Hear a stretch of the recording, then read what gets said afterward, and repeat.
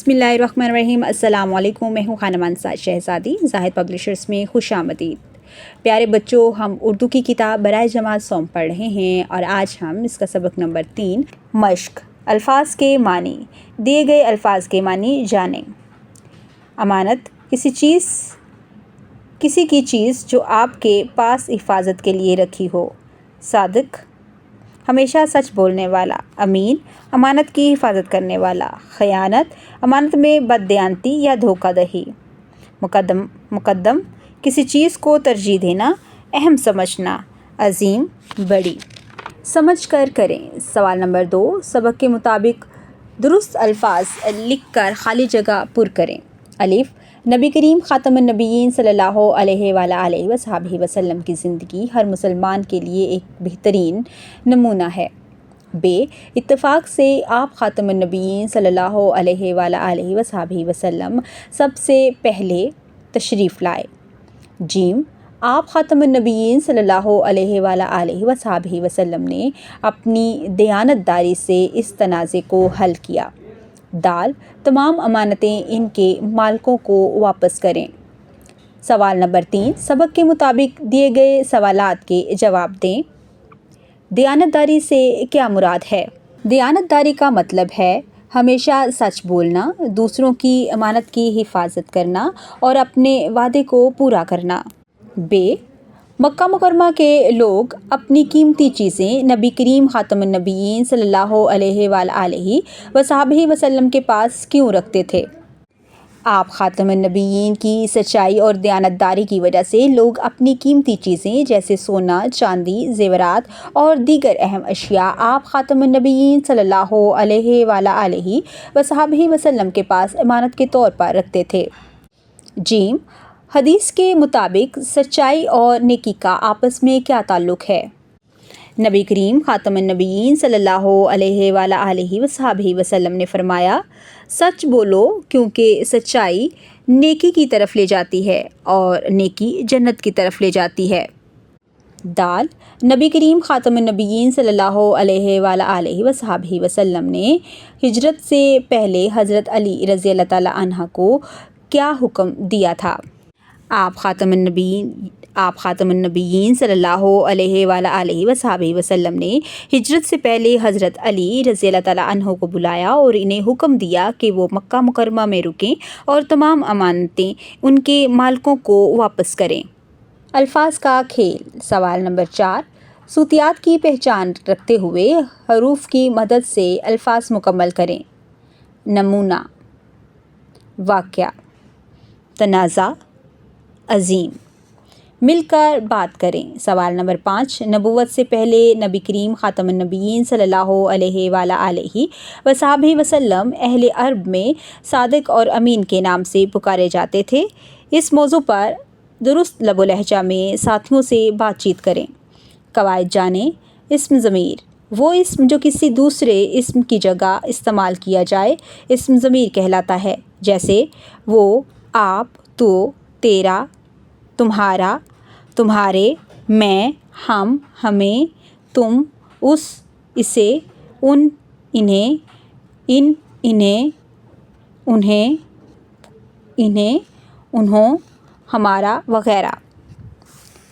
سوال نمبر 6، عبارت پڑھ کر اسم ضمیر کے گرد دائرہ لگائیں۔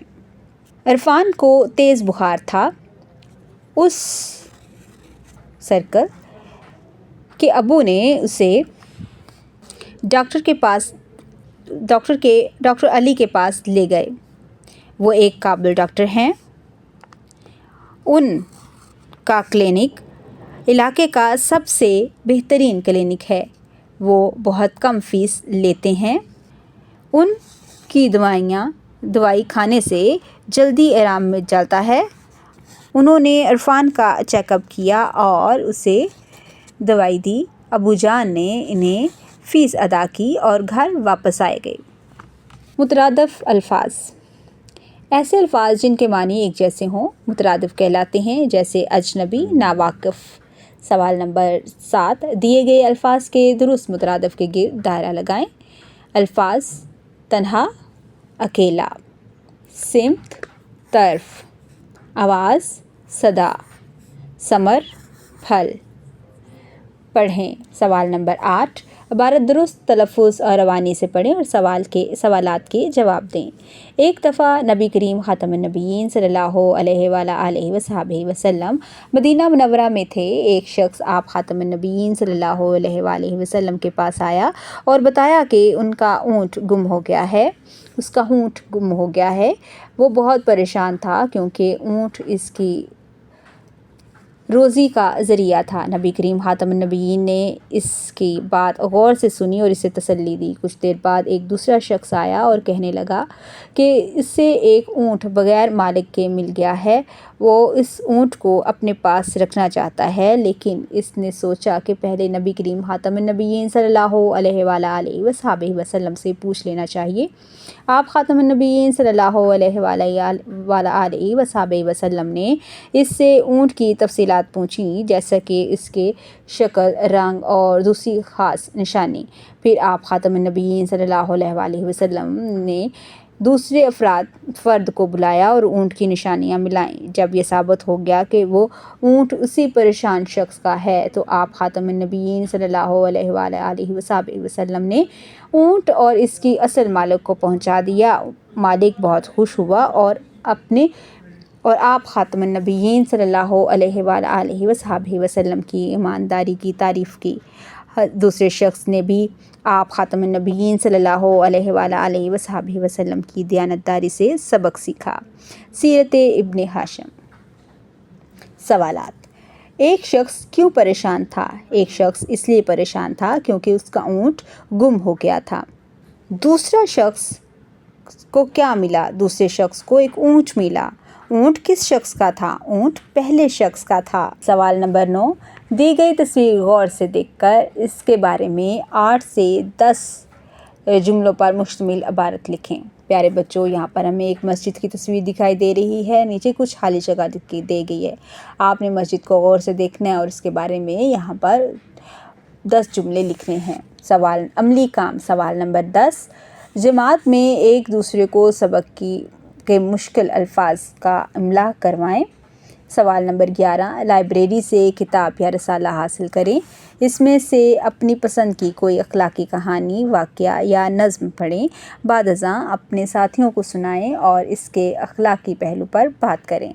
बराए उस्ताद इकराम, सबक के हासिलात तौलम का तयन इसलिए किया गया है ताकि पढ़ाने के अमल को बेहतर बनाया जा सके। अल्फाज का दुरुस्त तलफ़ुज़ तुलबा को बताएं। सबक दुरुस्त तलफ़ुज़ और रवानी से पढ़ें। फिर तुलबा को पढ़ने का कहें। मौका महल की मुनासबत से तुलबा की इस्लाह करें ताकि वह सबक पढ़ते वक्त मखसूस लहजा को अपना सकें। तुलबा को अल्फाज के मानी याद करवाएं। तुलबा को नबी करीम ख़ातमुन नबिय्यीन सल्लल्लाहु अलैहि वसल्लम की बातों पर अमल करने की तलकीन करें। तुलबा को बताएं कि मश्क में दी गई महारतों सुनना, बोलना, ज़ुबान शनासी, पढ़ना, लिखना के सवालात हल करें। इसमें तुलबा की मदद करें। तुलबा को कवायद की दोहराई कर वक्तन फ़वक्तन करवाएं।